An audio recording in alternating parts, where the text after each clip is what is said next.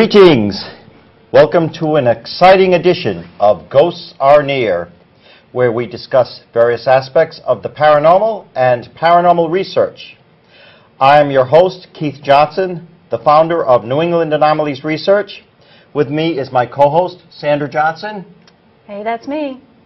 And my other co-host, Carl Johnson. Hello there. Our very, very special guest tonight is the founder of the Atlantic Paranormal Society, also known as TAPS. Many of you out there will also recognize him as the star of the hit sci-fi TV series Ghost Hunters. Without further ado, my dear friend of many years, Mr. Jason Hawes. Hey, Jason. Yay! Greetings and salutations. How you doing, my good friend? I'm good. How are you? You're looking very well. Thank you. Feeling well. I like the new look. Yeah, that's laziness. Well, I'm not allowed to be lazy, so I No. keep it clean. Don't try it. See? So let's get right into what started you in TAPS, how you founded it, how it first came about. Now, I know your personal experience is very private, but how did TAPS itself come about? Well, I had been working with some other groups out of Connecticut in the very beginning, after I had had my own experience. And I wanted to start something more local around the Rhode Island area instead of driving 2 hours to go see my good friend John Zaffis and other people. So we started what originally was a Rhode Island Paranormal Society. And I think you remember that, Carl, because you were one of the first people in that with me. Those nascent days, yes. Yeah, that I was a remember long those, time ago. Grassroots. Yeah, and then that ended up switching over to the Atlantic Paranormal Society because we were receiving cases from all over the East Coast. And you came in shortly after that, and the group just built from there. It was a bunch of friends, which it still is, that everybody's like a big family, and we all get along. We also have our little quarrels, Right. but we've always been there for each other, and that's the way it's always will be. Yes. Now, your co-founder, our good friend Grant Wilson, Yeah. how did you and him first get together? I Oh, mean, you're like geez. fire and ice, and Yeah, we're but we're definitely two different peas in the pod. Grant ended up contacting me a long time ago, actually, right around the time that the internet was becoming a big thing, and he wanted to help design the TAPS website. And we met up, and we shared so many similar interests and so many similar feelings on the paranormal that we struck up a friendship that's been there for a long time now. And it's funny because we're so different that without the paranormal holding us together, I don't think we would have ever been friends because we're, you know it. We're well, you two do seem totally different people. Yeah, you do seem to complement each other. But yeah, though. he definitely he helps me where I lack, and I help him where he lacks. You know, it's a good team. Right. Now, as most of us know, your profession is? I'm a plumber. Yeah, you're not some Tibetan monk up on the mountain just meditating and waiting for the next case and No, I'm very down to earth. I'm a plumber for Roto-Rooter, and I've been doing that for quite a while. Grant as well, right? Although he wasn't originally. Well, either was I. I was a master tech for Subaru's computer systems, and Grant was working in the network field of computers when we first met. And you know, I just got tired of the same tedious field, so I wanted to change. I wanted something that would have been challenging in life. So I swapped off and I tried out plumbing, and I fell in love with the job. A few years later, I brought Grant in and trained him and got him on the road in his own vehicle, and he became my right-hand man in the plumbing field as well as the paranormal. Right. So. And the pipes aren't going to argue back with you, right? No, well, sometimes they do. It all depends on the job. So. Yeah. I did talk Keith out of bringing the plunger in as a prop. Oh, So I hope you appreciate that. Plungers are a Band-Aid on a problem. You need to fix it right. Well, that's what I use anyway, but should have brought a hatchet too. Maybe do the famous, you know, from the Stanley Hotel. Yeah, here's Jason. Yeah. Well, you got to do it. You got to do it like you did on the show. Oh, I can't do it. Like, you know, Oh, I need the door. I need the axe. Come on, you need all that stuff. Yeah, you need the bathroom door that's smashed open. But anyway, I'm jumping the gun here. Let's talk about how the TV show Ghost Hunters actually came about. Now, of course, you and I and Carl and the rest of us, we had many adventures along the ways, you know, Sandra, and long before the TV show, and that's, you know, history, and many good memories and things that happened, and many you know, bizarre events and everything like Yeah, that? we had a share of a lot of strange and peculiar cases. It Oh, was, yeah. Yeah, it was definitely. awkward, but the show Ghost Hunters came about from, and weren't you with me that night, Carl, or were you, that we did the Halloween article that we did for Oh, yeah, the I New was York there that Times. night in Boston, yeah. And we were able to disprove this haunting, and you know, a great author by the name of John Leland wrote the article. He spent the night with us, and it went out on the wire. It went into 140 other papers, I believe it was, and it just steamrolled. And from there, all the media came to us, because we had never sought out the media, and I think you guys can totally agree with that. It wasn't the way we were, but we were the right group at the right time. That a lot of it all came to us. So, you know, we definitely got lucky. Yeah, and I think prior to that, there'd been a lot of misconceptions in the media about what paranormal investigation is all about.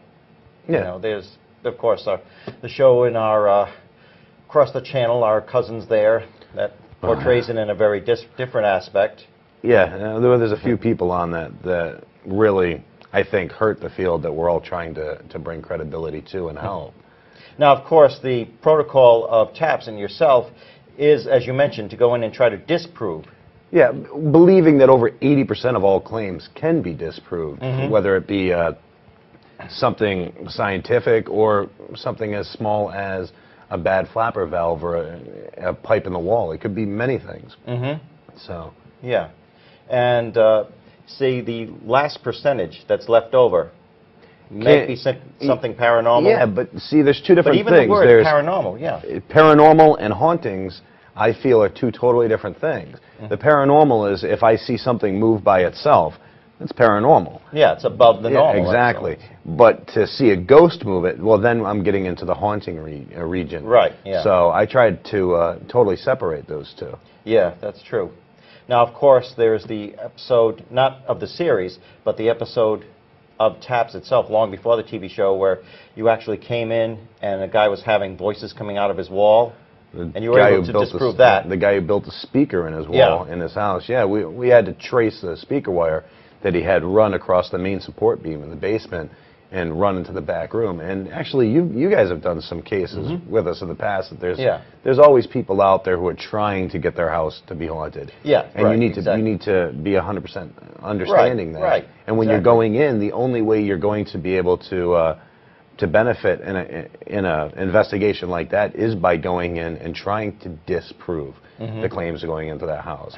Because anybody can say the place is haunted. Right. Where's the proof to solidify those claims? Right. And saying a comment like that and then it coming out that a guy built a speaker in a wall is going to hurt the field that we all love so much. Yeah, exactly, exactly. That instance in particular, if we had taken the standard spiritualist approach of ghosts going in and, you know, we feel the emanations, we know there's a spirit in distress, we're not even questioning it, and just presumed that there was a haunting in that house and went in to try and help, you never would have looked for the speakers. Exactly. You never would have located them. You would have come away convinced that there was a haunting in that house. And we've been on cases. We did a case not too long, well, I should say not too long ago. It's many years ago. For us, it's not that we did a case at a Jewish gentleman's home, and I think I'm not to say any names, and we ended up opening up a door, and there were all little marijuana joints on the floor of this guy's house, and he's seeing things all the time. Well, now you got to wonder how good that stuff is. So you know,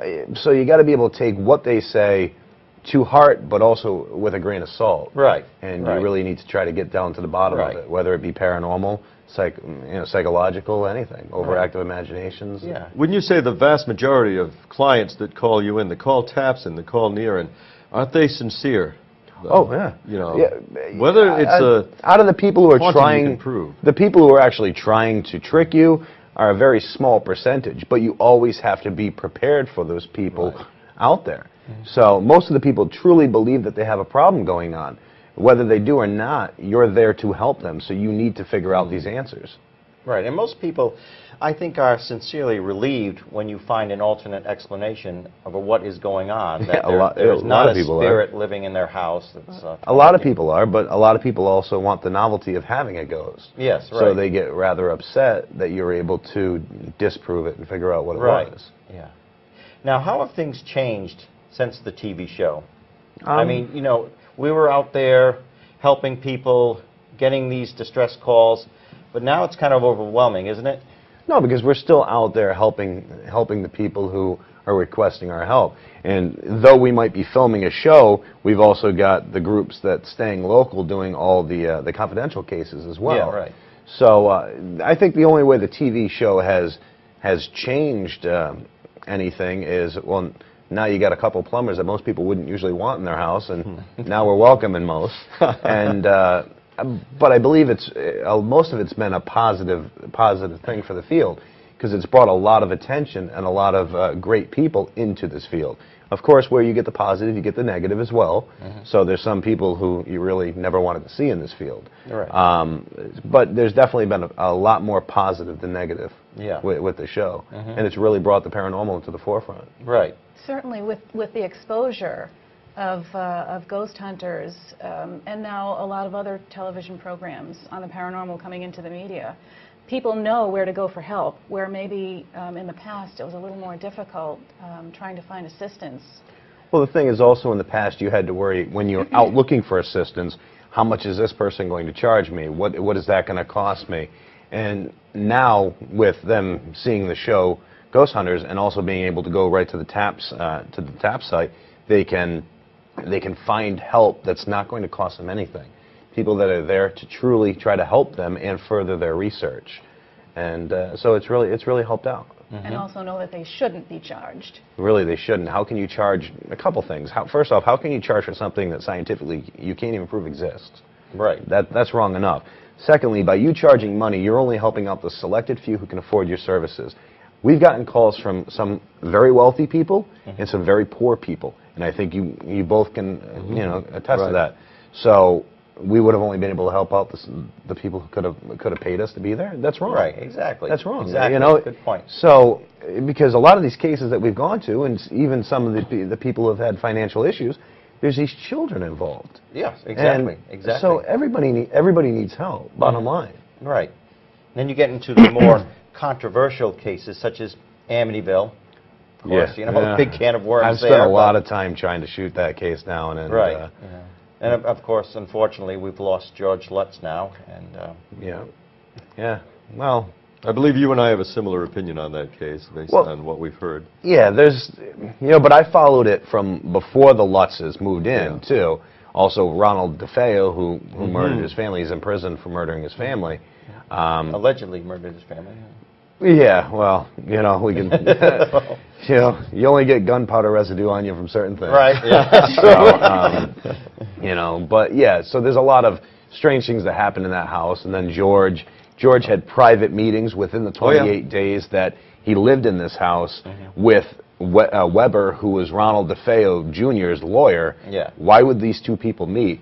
And wait, what else did they have to talk about? And we just did a radio show, actually, totally disproving the Amityville, and I got a lot of emails from people who have to remain, you know, private, of course, but a lot of these people were filling us in. You know, these two people, George Lutz and Ronald DeFeo Jr., both used the same boatyard. They did know each other prior to George Lutz moving into that house. Other claims were that Ronald DeFeo Jr. used to tell people at this boatyard that, well, he used to be smuggling in drugs, and that's known. Right. But he used to tell people at this boatyard that if he ever had a problem, he would be okay because he had money stored away in the basement walls. Might explain why George bought a house twice the price that he was able to afford. And he ran into and then finding out that there's nothing in the basement. Right, exactly. You got to get out of it. Now the people living there since, of course, there's been have not had any issues. Have not had any issues whatsoever. And we've actually we spoke with one gentleman who lives there now about filming there, and he just wants to be left alone, which I kind of find a little hard to believe. Why would you buy the house that is known as the Amityville if you wanted to be left alone? Even if you change the windows that look like eyes. Exactly. I mean, you still bought the Amityville house.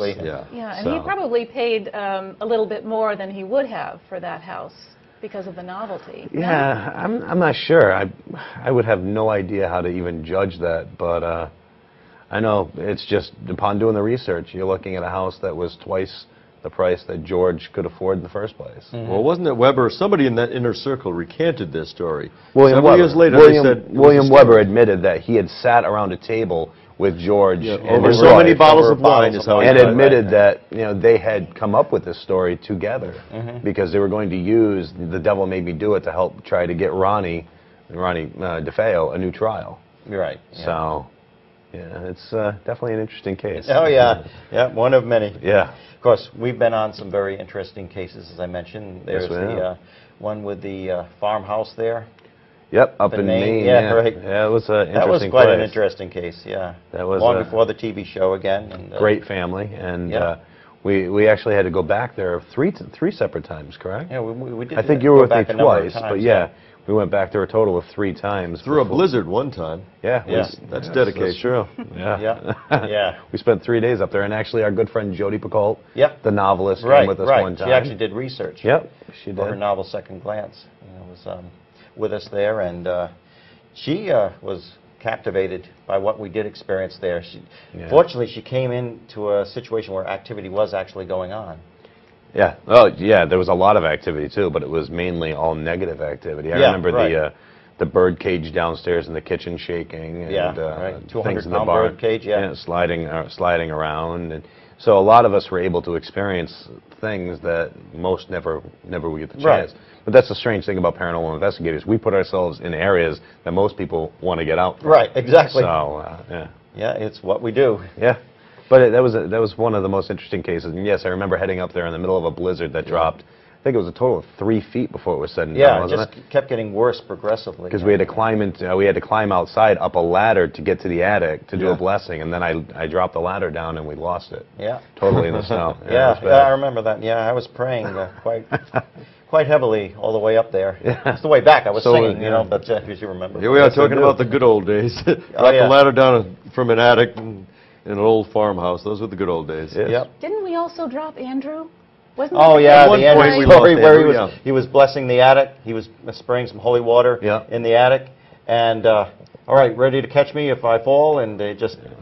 That's the Andrew story I tell all I remember the time. Andrew also fell outside and took a splinter all the way through his Oh hand. yeah, that was. And yeah, it was pretty bad. Yeah, So- yeah, that was not a good weekend for him. But Many years. oh yeah, yeah. So But you know, a lot of people get so excited. They see the TV show Ghost Hunters. They say, "Wow, exciting! I want to get into this," which is all well and good. But I don't think a lot of people realize that how long an episode actually takes, how long an actual investigation will take. You know, because they see an hour segment, sometimes 2 investigations within an hour. yeah. And we know that it's really not like that. All the time and effort that goes into that. Well, and it's tough because also on the show it appears that we're at this place for only a couple hours. That's and you guys exactly it, can yeah. vouch for that. Most of the time we're at these places a couple days. Yeah. And they're trying to fit it all into one, a 1 Right, hour show. right, yeah. But just to do one case can average 2 weeks. Mhm. So we spend about 2 to 2.5 weeks on each case Right, that we do yeah. for the show. So if we film, 20 cases, then you can bet that we've been out there for about 45 weeks, almost a year. Right, right. And we've all been doing this for quite a long time. And that's the message I try to get out, that you're not just going to jump in and all these things are going to be flying off the No. wall for a couple of hours and then you're going to go home. And No, and sometimes we've gone for almost a year straight without having any activity on some of the Right, cases. exactly. So you get this total dry spell, and then, a year later, all of a sudden you get the case that makes it all up. So you need to Absolutely. be prepared for nothing to happen over 80% of the time. Right. I'd just like to take a moment, and I'd like to announce a very special birthday today. My dear wife, Sandra. It is her special day today. And he promised not to tell everyone how old I am. I'm ancient, but we're not going to be specific. Oh, you don't look ancient. Yeah, believe why don't me. you refer Thank to you. your notes? See what's in there. Happy birthday, dear. Thank you, dear. Well, I believe Sandra has a question for you. Oh, look at that. Excellent. Very good. Thank When you. you get home, open them and shake them. See Yeah. what's inside. I just had one question written down that I didn't want to forget, because I know that you, well, according to what we've seen on Ghost Hunters, you don't normally work with sensitives. Or do you? What is the background and your feeling on using sensitives on or off the show. The thing is, over the many years that we've worked together, Right. most of the people who have claimed to be sensitive, we've been able to prove that they're far from that. Right. I think you guys know some of those people. The problem, I believe in sensitives. I just believe that they're very rare. The problem with the sensitive is if I bring them on a case, let alone the show, okay, let's just say I bring them on a show, and they tell me there's something in the corner, take pictures, okay. I'm not getting it on film, whatever. Millions of viewers have to take their word for it that there was something there. And that's kind of a tough sell, where if I catch it on film or I catch it on audio, then I can put it out there for the world to decide, to make their own decisions on, instead of basing their decisions on something they can't see that one person's claiming to be able to. Right. Objectivity opposes subjectivity. You know, something obvious opposes somebody's opinion, something that's a subjective experience. Well, what would you feel better on? Would you feel better if I told you I think there's something standing right here, or if you were able to see what was standing right there? I'd like to see it. Exactly, because besides that, you're taking my word on it. Right. Nothing against anybody, but how do you know that that person is being 100% honest with you? Right. And I think of a sensitive as being a beacon. Yeah. It may not be definitive, but if they can point you in the right direction, what do you get to lose? You and I headed to a case many years ago, and we headed out there with a self-proclaimed sensitive. And as we went out there, we were kind of passing little tidbits of fake information to this person. I think you're going to remember who I'm talking about. Well, this person gets out of the car, and they walk up to this house, and they start feeling all these things, and oh my God, there was a fire, and 3 people died, and da-da-da-da. Yeah, right, exactly. That was all wrong. Yeah. And you and I had known the whole history of this place. Yeah, right. So that's what you need to understand is if that person was wrong and she was claiming she was extremely sensitive and could pick up everything, how do you know that a lot of the other ones out there? Right, You know, right. And not to even mention what that does to the family involved. Exactly. And you weren't being caustic or harsh No, with her. You just Keith, had to know who you were working exactly. Keith and I felt it was within our best interest Right. to try to give this person a couple little tidbits, not directly, but between Keith and I bantering back and forth, and see if that person ran with it, or if that person, was able to pick up things. Because we'd go to homes, and this person would just go off on this rant about the activity in this place. And that's not good. That's not good for us or the homeowner. It's definitely not good for helping build credibility in this field. And we needed to see if our feelings were correct. Yes, someone I do have a great deal of respect for, Chris Fleming. Chris is a great guy, and he's a very down-to-earth man. Self-proclaimed sensitive. I can't 100% speak on his abilities. I can say that he's one of the most down-to-earth people out there. Yeah. You can give him criticism, and he'll take it. But also, as a sensitive, self-proclaimed sensitive, he is more than willing to bring equipment with him, because he's basing everything. He understands that I can tell you something's there, but then you got to take my word for it. Let me try to catch it on this. Yeah. And he sees that, and that's very important. Right. Now, your new radio show, Beyond Reality. Beyond Reality Radio, yeah. Yeah, it's going very, very well. It's a doing. new show. It's been on a few weeks now, and it's been on for about a month now. Every Saturday night and on 6:30, WPRO, and yeah, it's going phenomenal. There's talks of already syndicating the show. Great, and of course you and Grant host it. Yeah, it's me and GW. Yeah. And he just had a recent bout in the. Yeah, we had gone in. Appendectomy there. It's funny, we had, it's not funny, but we had gone in to do a pre-recorded interview with Tracy DeFeo, Ronald DeFeo's wife. Right. And he was complaining of back pain, so we did the interview. He went home, I headed home. About 3 hours later, I got a text letting me know that they're rushing me to the hospital, appendicitis. Wow. So, but he's doing okay now. Yeah, it took a couple weeks for him to heal up, but he's all right. Okay. Excuse me, Sandra, were you trying to interject something? I saw you struggling to get a word in for a minute.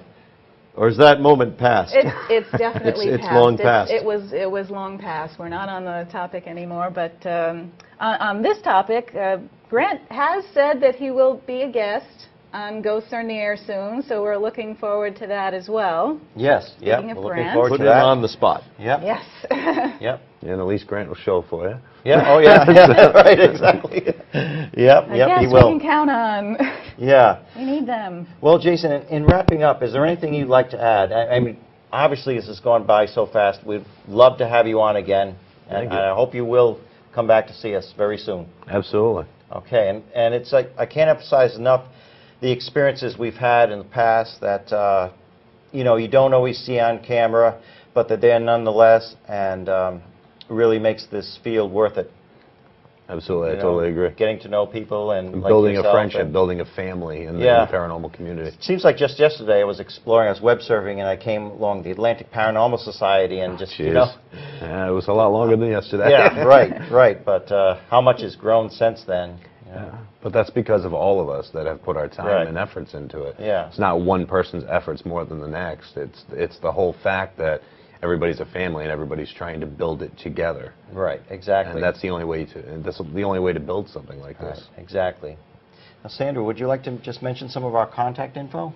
Sure. As always, we'd like you to know that we at N.E.A.R are available to research alleged hauntings or assist those of you that may be experiencing unexplained phenomena in your home or place of business. We'd also like to hear from you if you have a show suggestion, or even if you'd like to be a guest on Ghosts or N.E.A.R. Give us a shout at ghostsornear@inbox.com, and we'll believe you. Jason, thanks so much, my friend. Thanks for having me. Okay, we'll It's have you always a back pleasure. again. Sounds good. It's been real, everybody. Tune in next time. Thank you for watching. God bless. Good night.